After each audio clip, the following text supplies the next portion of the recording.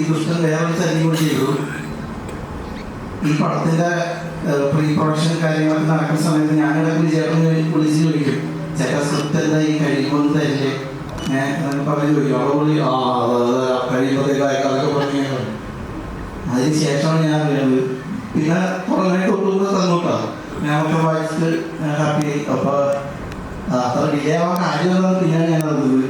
ധ്യാനചന്ദ്രത്ത് കഥ പറയുമ്പോൾ പുള്ളി ചോദിച്ച് ധ്യാനം സ്ക്രിപ്റ്റ് ചെയ്യാൻ അയക്കാതെ സാറ് പറഞ്ഞപ്പോൾ സ്ക്രിപ്റ്റോ അങ്ങനെ പറയുമ്പോൾ ഞാൻ ചെയ്യുന്നു.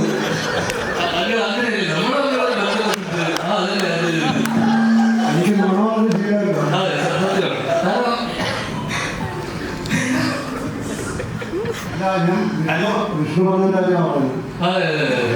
സ്ക്രിപ്റ്റ് വായിച്ച ഇവനാണോ സ്ക്രിപ്റ്റ് വായിക്കാത്ത ഞാനാണോ നന്നായി ചെയ്തത്?